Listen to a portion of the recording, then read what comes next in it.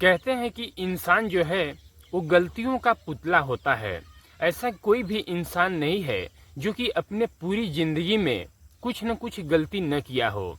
लेकिन कोई इंसान ऐसा होता है जिसे अपने गलतियों का एहसास हो जाता है, और कोई इंसान ऐसा भी होता है जो अपने पूरी ज़िंदगी में गलती तो करते जाता है, पर उसको उस गलतियों का एहसास कभी भी नहीं होता है। और जो वक्त रहते हुए अपना सुधार कर लेता है उसकी ज़िंदगी संभल जाती है, और जो जोर ज़बरदस्ती करते ही जाता है उसकी ज़िंदगी बर्बाद हो जाती है। तो आज की कहानी में भी सेम कुछ ऐसा ही होता है। तो इस घटनाक्रम में आगे बढ़ते हैं उससे पहले आप सभी से एक छोटा सा रिक्वेस्ट है कि अभी तक आप लोग हमारे चैनल पर नए हैं और चैनल को सब्सक्राइब नहीं किए हैं तो चैनल को सब्सक्राइब कर लें दोस्तों, और वीडियो को लाइक शेयर कर दें ताकि हमारा भी हौसला बुलंद होता रहे आप लोगों के प्रति। तो आप सभी को नमस्कार, हम संतोष कुमार, आप देख रहे हैं संतोष क्राइम सफ़र। आज की जो सच्ची घटना है दोस्तों वो है पंजाब प्रदेश के लुधियाना शहर की। लुधियाना का ही एक शहर लगता है सुरजीत नगर, और इसी सुरजीत नगर का रहने वाला है लोकेश कुमार। लोकेश कुमार की पत्नी का नाम है रेखा रानी। इधर लोकेश जो होता है उसके टोटल 2 बच्चे होते हैं, और लोकेश जो होता है एक प्राइवेट कंपनी में जॉब कर रहा होता है और ठीक ठाक पैसा कमा रहा होता है, और अपने परिवार का जो है अच्छे तरह से पालन पोषण कर रहा होता है। बात कर रहा हूँ मैं 2 अप्रैल के सुबह सुबह। इधर लोकेश जो होता है वो हर रोज की तरह अपने ड्यूटी के लिए चला जाता है, और लोकेश के जो 2 बच्चे होते हैं वो अपने स्कूल के लिए चले जाते हैं। इधर लोकेश को अपने ड्यूटी पर जाए हुए लगभग 2 घंटे का समय नहीं बीता हुआ होता है, तभी लोकेश के घर के बगल में रहने वाला एक व्यक्ति लोकेश के नंबर पर फ़ोन करता है और कहता है कि लोकेश भाई गजब हो गया, दरअसल किसी ने तुम्हारे पत्नी की घर में हत्या कर दी है। लोकेश भाई तुम जल्दी घर आ जाओ।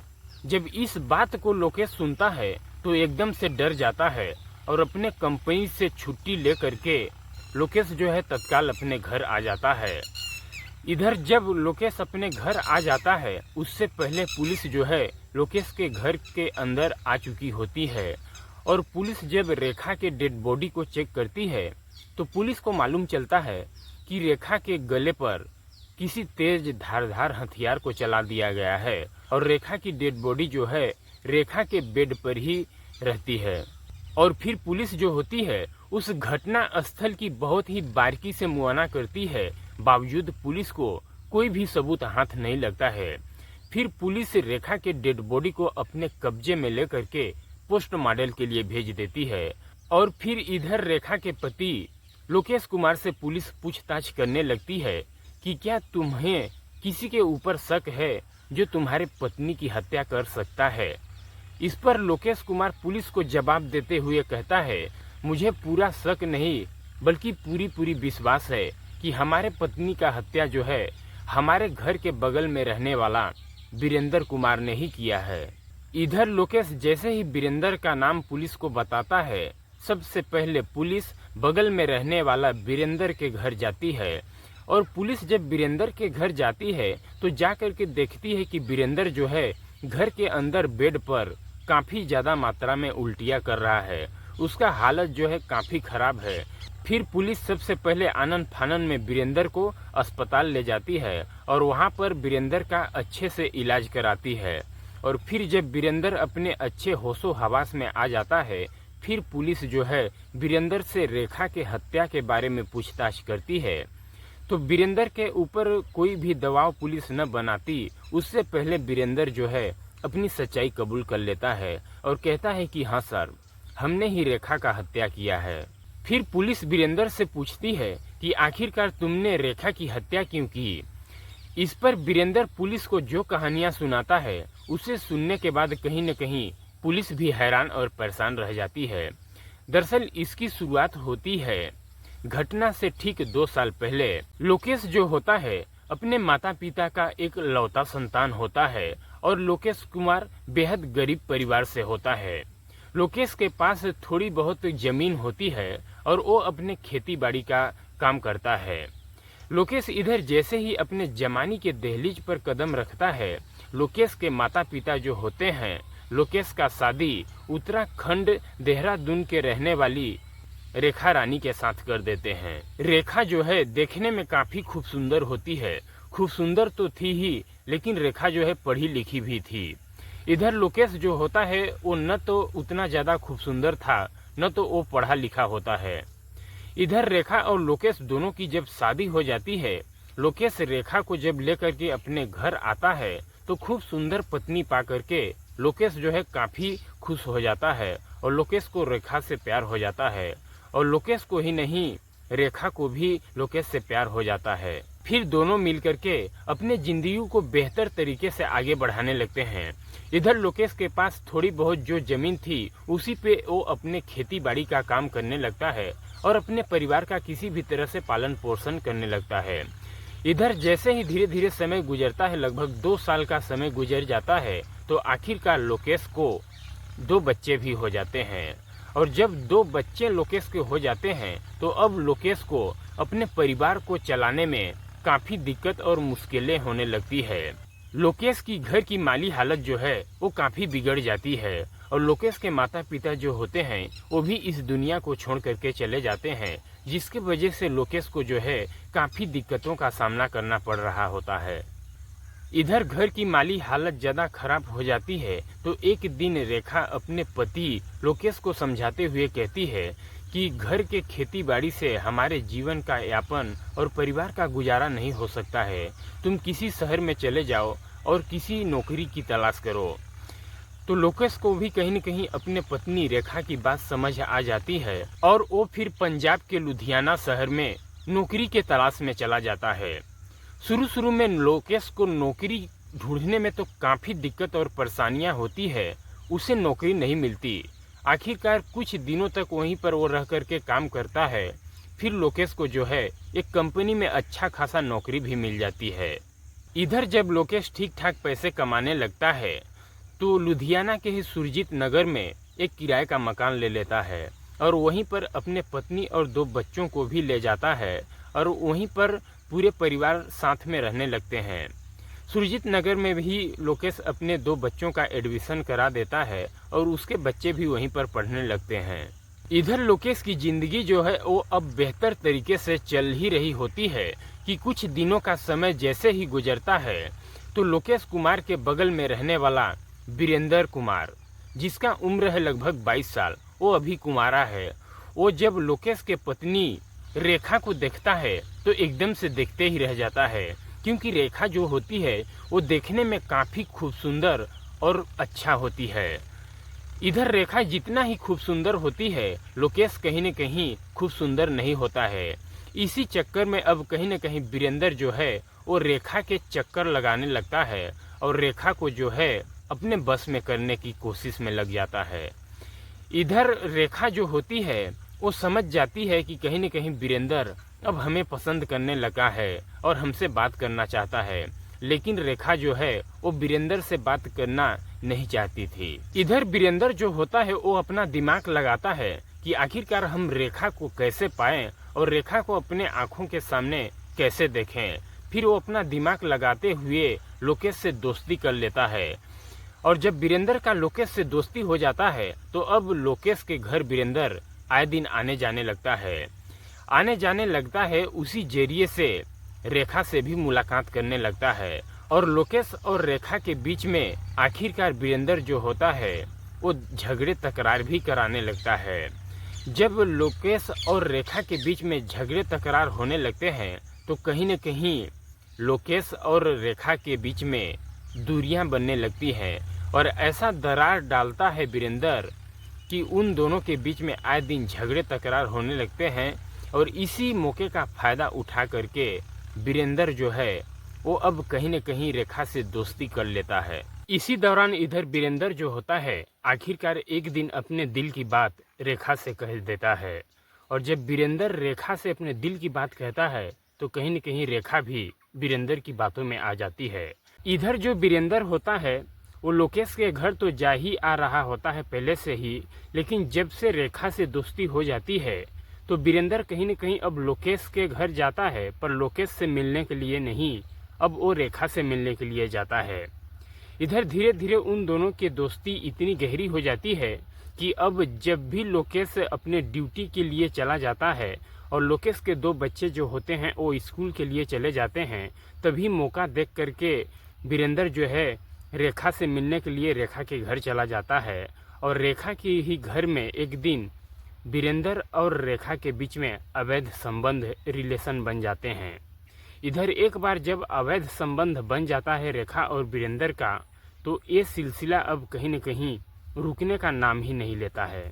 इधर वीरेंद्र को कहीं न कहीं अब रेखा से बेइंतहा मोहब्बत हो गया था। अब वीरेंद्र चाहता है कि वो रेखा के साथ आए दिन प्रतिदिन शारीरिक संबंध बनाए।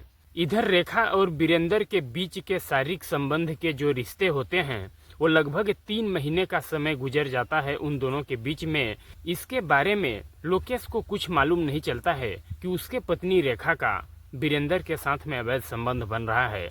उससे पहले लोकेश कुछ जान पाता, लोकेश से पहले आसपास पड़ोस के लोगों तक एक खबर पहुंच जाती है कि रेखा और वीरेंद्र का आपस में प्रेम प्रसंग चल रहा है। इसके बारे में कुछ पड़ोसी जो हैं लोकेश को बता देते हैं कि तुम्हारे पत्नी रेखा का अवैध संबंध वीरेंद्र के साथ में चल रहा है। फिर लोकेश जो है एक दिन अपने नाइट ड्यूटी करके सुबह जब घर आता है, लोकेश कहता है अपने पत्नी रेखा से कि हमारी काफ़ी बेइज्जती हो रही है आसपास पड़ोस में, यदि तुम्हारा चक्कर कुछ भी चल रहा हो वीरेंद्र से तो अभी भी समय है, तुम सुधर जाओ। लेकिन लोकेश की पत्नी रेखा जो है वो साफ साफ अपने पति से झूठ बोल देती है कि हमारे और वीरेंद्र के बीच में कुछ भी अवैध संबंध नहीं चल रहा है। हमारे पड़ोसी जो है वो खामोखामे हमें और आपको बदनाम करने की कोशिश कर रहे हैं। हालांकि इसके बावजूद भी लोकेश को पूरा मालूम होता है कि कहीं न कहीं रेखा हमसे झूठ बोल रही है, रेखा का प्रेम प्रसंग वीरेंद्र के साथ चल रहा है। इसके बावजूद भी अब लोकेश जो होता है वो अपने पत्नी को न तो कुछ समझाता है, न तो उसको डांटता है, न तो उसके ऊपर रोक लगाता है। इसी तरह से उन दोनों के बीच का प्रेम प्रसंग चल ही रहा होता है। एक दिन वीरेंद्र फिर रेखा के घर जाता है और रेखा से कहता है कि हम अब तुम्हारे बगैर नहीं रह सकते हैं, चलो हम तुम कहीं यहाँ से भाग चलते हैं और भाग करके एक दूसरे से शादी कर लेते हैं।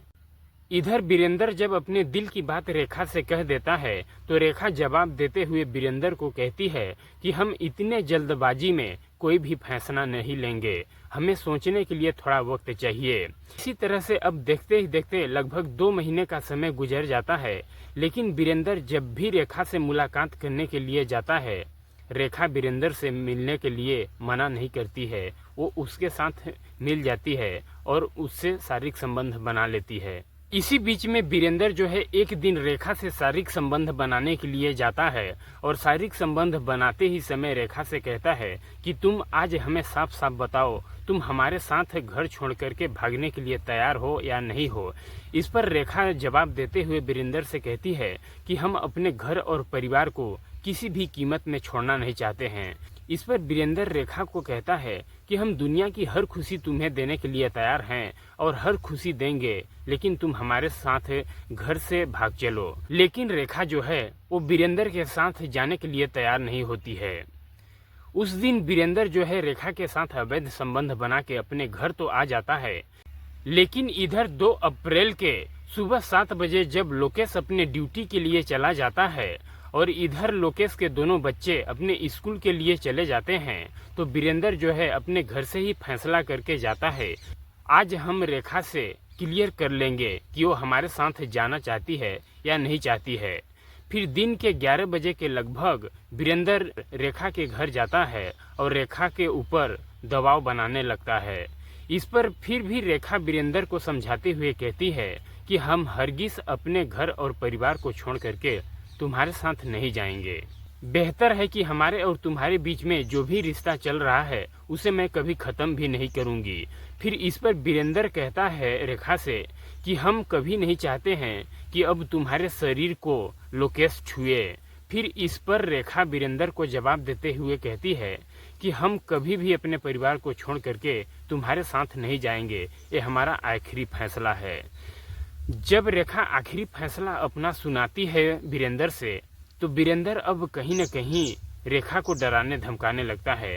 कहता है कि यदि तुम अपना घर छोड़ करके हमारे साथ नहीं जाओगी तो हमारे और तुम्हारे बीच में जो भी इतने दिनों से शारीरिक संबंध, अवैध रिश्ते बन रहे हैं, इसके बारे में हम आसपास पड़ोस में चिल्ला चिल्ला करके बता देंगे।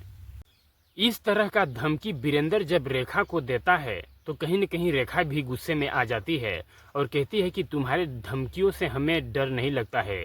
जिस चीज़ के बारे में तुम हमें धमकी दे रहे हो उस चीज़ के बारे में ऑलरेडी आसपास पड़ोस के लोग जानते हैं और हमारे पति भी जानते हैं।